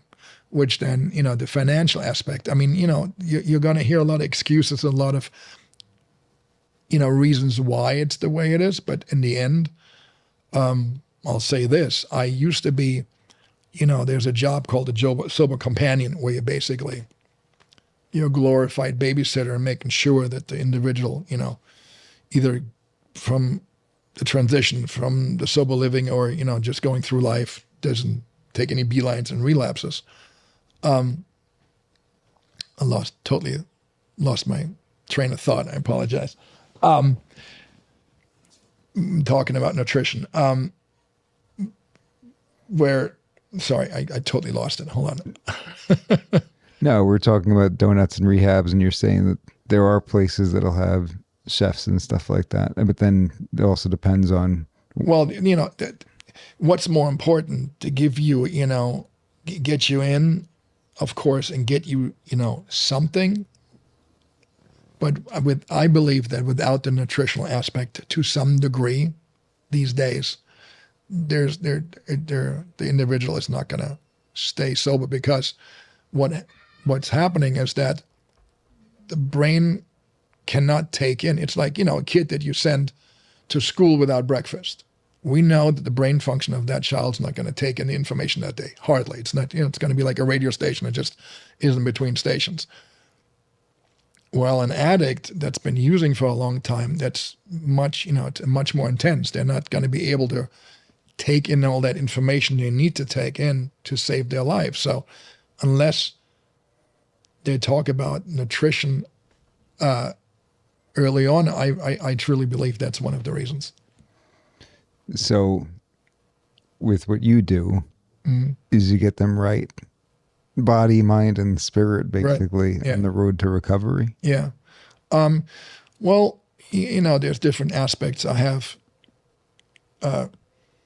individual clients that hire you outright, and go, hey, I'm in rehab. I just got out, and can you help me, put together a meal plan or whatnot? What I also did for a while was when the whole Mel Gibson thing happened back when he was drinking and he got pulled over the police. I came up with the idea, or same thing with the Britney Spears thing. I was like, well, why don't I go to corporations and say, hey, if you have a problem person that needs somebody to watch them, if you hire a rehab or, a sober coach, TMZ is going to find out about it and that person's, reputation's in the tank. So I would go to them and say, hire me. And if they ask who I am, I'm the personal trainer. Oh, yeah. But really, I'm feeding them recovery information. Gotcha. So I've been doing that for a while as well.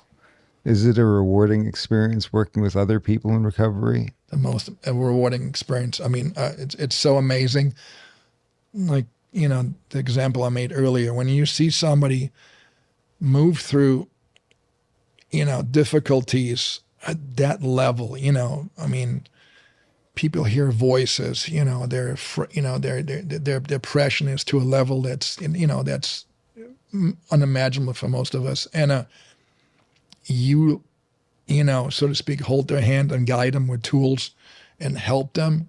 And then all of a sudden they're, I mean, we're talking, a day, a week, a month, or they celebrate a year. There's nothing more rewarding than that. Have you ever had the opportunity to tell somebody about Jesus through that process? I've been doing that lately, yes. Now it happens all the time. And, there was a time when I first, become born again where I was like careful, quietly, carefully, not quietly, carefully pick who I mention this to. And, today this is one of those guidelines, those principles I tell everybody. That's, I mean, when I, spiritual principles, I exchange that today. That's, I'm talking about Jesus. My principle, my spiritual principle is Jesus. So yeah, I talk about it all the time. Maybe not yet so much. I'm probably not asking the question of like, hey, but I go, let's go to church next week, or I have a Bible in the car, I'm still not good at, quoting Bible, quotes out of my head, but I open the Bible and I go, hey, look at this. And, if it's something has to do with the situation, I personally have gained such a freedom and such strength through my, relationship with Jesus that, and I think that's a, very strange. It certainly was strange for me when I encountered it before. But the way I tell people is, if I had the cure for cancer, I would scream it from the rooftop. I would everybody to know. And that's how I feel about Jesus, because whatever is going on in your life, it's not an, educated, guess or, my opinion. I know for a fact that if you let that into your life, and it will give you, it will lead you to peace. Because the complaint you'll typically hear from others is, well, Christians shove things down my throat and everything like that. But in your comparison, it would be like somebody saying, I don't shove this cancer cure down my throat. Well, of course, the question is, and the everything in life is how you do it, Sure. So, putting my finger in your chest going, you need Jesus, certainly wouldn't have worked for me, didn't, because it happened. And that's not, that's not how that's supposed to happen. And if you read the book and you have that connection, then you know that. I mean, one of the most cringiest things I see is when these Christians stand in front of rock concerts and like, you're going to hell. Yeah. That is such a waste of time, in my opinion. Yes, it is important that at some point and when people say, hey, you're pushing it down my throat, my excuse would be, well, in my opinion, there's this thing called hell, and I don't want you to end up there. And that goes back to, hey, let's have a conversation and agree to disagree. So I'm coming from a place of, I don't want that for you. If you think that's funny and that it's not, valuable to you, okay. And that's why I will not, address the situation where I put my finger in your chest. I will, I go where it's where the love is, so to speak. People that are willing to have an open ear, which is, in addiction recovery, or people that are depressed or have, trauma from, God knows what, people are willing to go, okay, I'll try that, which, of course, it's always, the teacher is always important. When you put it that way, it's about the way you say you don't want to poke your finger in their chest. If we go back to your cancer cure comparison, if you grabbed a random person with cancer and you had the cure, and grabbed them by the shirt and put it in their chest and said, you need to take this right now. This is the cure for cancer. They'd probably be like, whoa, get away from me. You're crazy. I ain't touching that. Exactly. But then, everybody that has a relationship with me, any, when my client, it might be a little different, but and then again, I will bring up Jesus. But if I consider you a friend or somebody I encounter in my life, Jesus will come up in the conversations through a roundabout. It's the first thing I lead with. But there's, I think with a lot of guys, I mean, my favorite conversation right now is how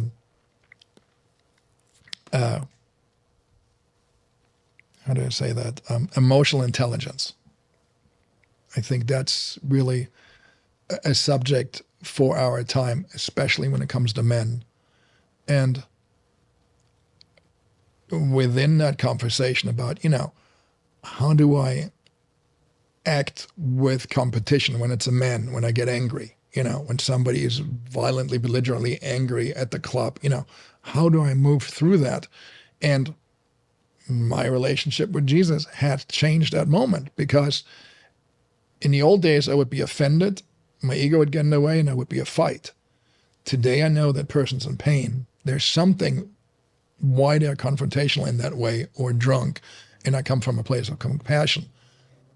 If I address that and then offer a conclusion later on, if they're willing to go, hey, this is how I changed, but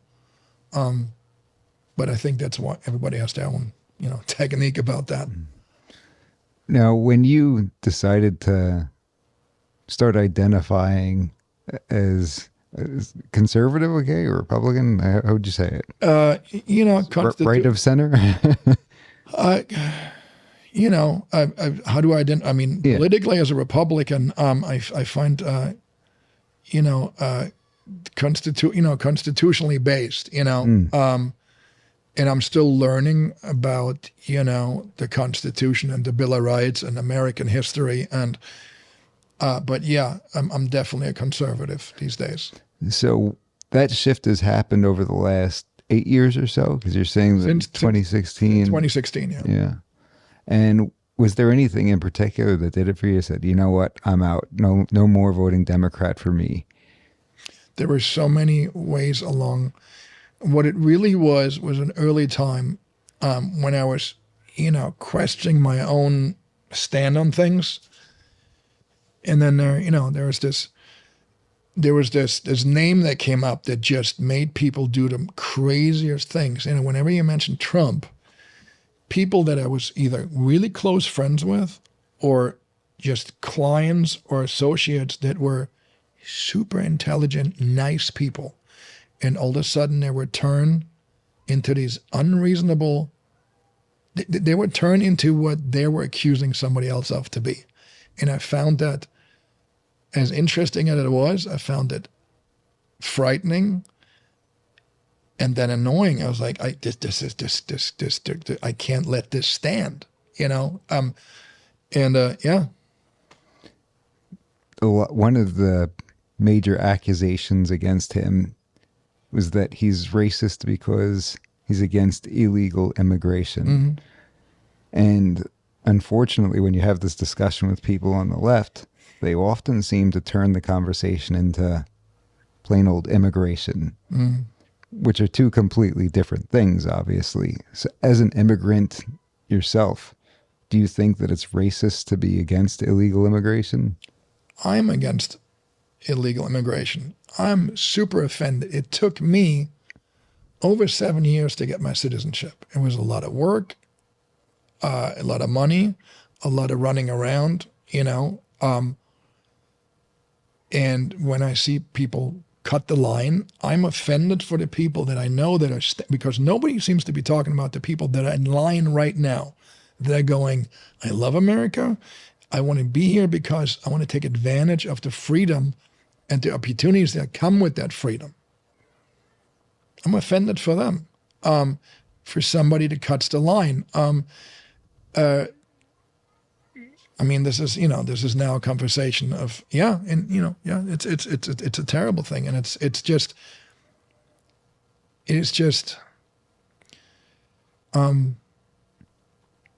is dishonest, the way this conversation is being had. And it's so unfortunate because the old Democratic Party, they would have the same stand, but you could make an argument, for their stance, for their point of view, in a different way, I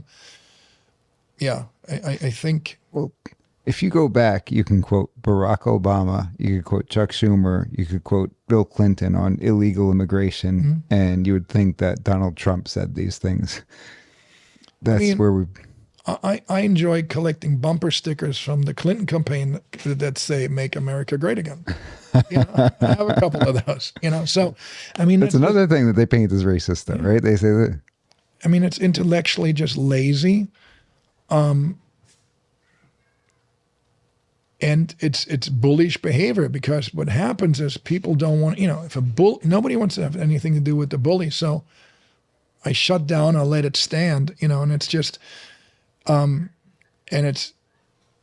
it's frightening, because I'm a man. I know I can walk away, but then there comes the time when I go, okay, enough's enough. And either I lose my temper, like any normal human being would, and that's where the country's right now. And that's by design. The powers to be, I mean, it's you don't have to guess that they're pitching us against each other, because it benefits them. Do you think that this could be turned around? It's a very interesting question. I personally can't imagine that anybody's looking around right now at the state of this country and saying, who voted for Biden, saying, yeah, this is exactly what I was hoping for. This is exactly what I wanted when I voted. Well, we can have some very interesting conversations here. And I think, I don't know what the word is called, but big corporations, when they're planning a new campaign, they have 20 guys in the room. They go full speed ahead. We're going to try this out. And then there's one guy at every company, and there's a word for it. I'm going to call him the what if guy. It's the one guy that says, wait a second, that's great, but what if? And I got to tell you, as much as I have hope, the state of this country reminds me of the old WWF matches, where you had the bad guy and you had the good guy. And then one day you would turn on the TV and the bad guy was the good guy and the good guy was the bad guy. Right. And I'm just so confused. Not confused. I'm concerned that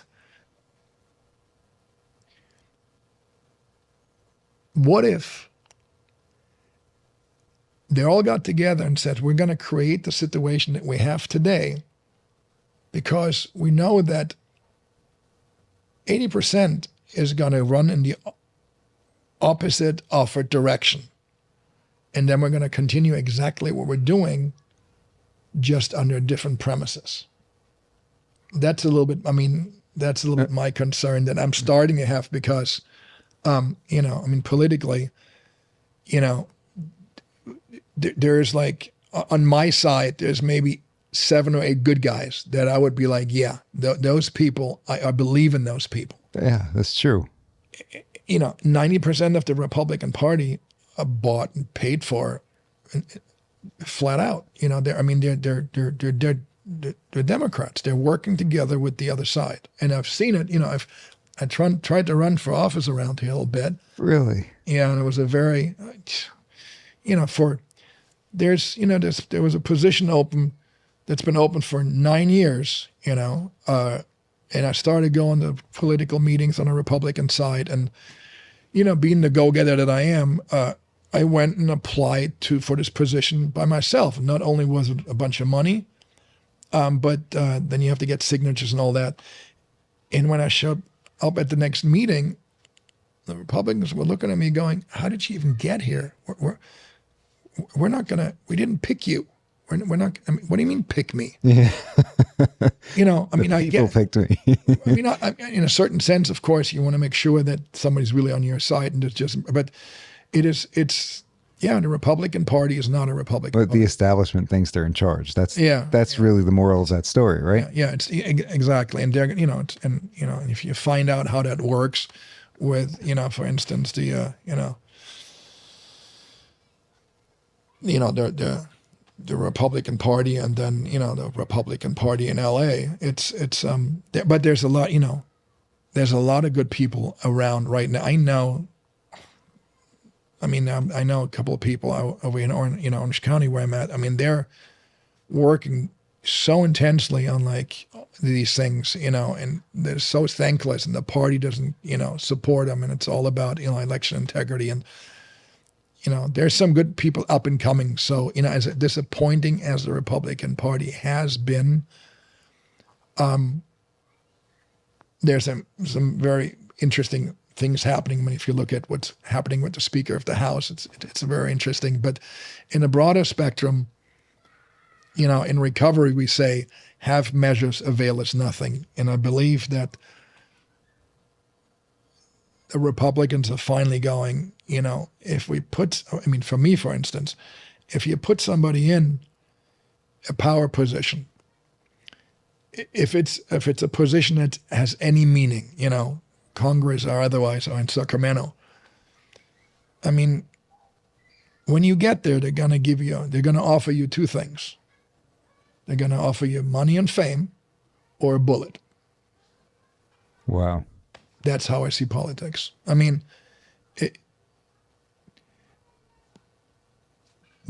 They're not going to let you, be the knight on a white horse to save the day. They're just, they're going to go. Well, we've seen what happens to people who try that stuff, right? And it's it's frightening if you look at people that all of a sudden, Try to go against the establishment. Right. We've got some very good examples of that in recent memory, right? Yeah.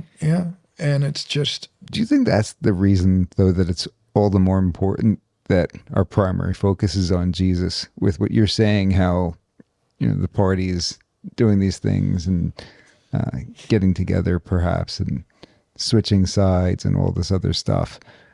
Because they could always change, regardless of what their political affiliation is, what letter is next to their name. They can always change. People could change. But the Bible doesn't change. Mm. So if our primary focus is on that, then we've kind of got that true north. Absolutely. And my favorite sort of daydream is always, what would I do then? What could I do? Because the reality is, if you think about for a moment, let's just say they can make you president of the United States tomorrow morning. You have all the power. They're going to come at you and they're going to go, yeah, we don't want you to do that. So either work with us or and it doesn't have to be politics. It's entertainment, porn, my personal action. Like, can I withstand corruption? And why? And there's things that I'm able to do now.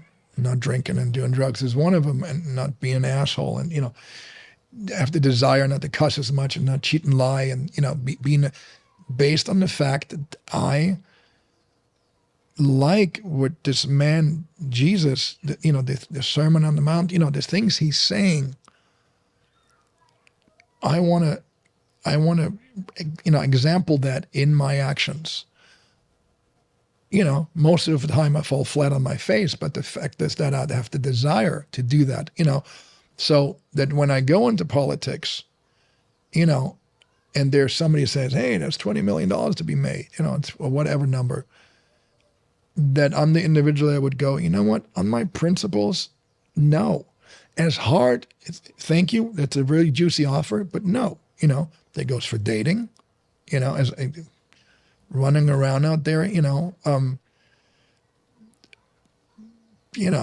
young people and the whole dating, all of that, on what capacity and ability am I saying no to corruption? And the only answer I found, is Jesus. And if there was a lot of corruption in my life.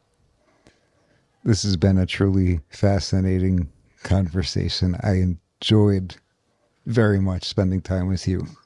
Have you been back to Gold's anytime recently? No, I haven't. And the last time I went to Gold's Gym, I've cried. It was really? It was middle 2020. Oh, okay. Well, that was a different time. I mean, yeah, it was. Did they have the outdoors set up and everything like that? They had outdoors with like a chain fence link. But the really horrific thing was there was, if you're familiar with Gold's Gym, the back parking lot, the big parking lot across the street, there was a full homeless encampment. Yes. You could smell the piss from like blocks away. I don't know anybody who would want to work out down there. I have not gone back. I want to go back, but I'm waiting for somebody to tell me that that's changed. It's very much changed. Okay.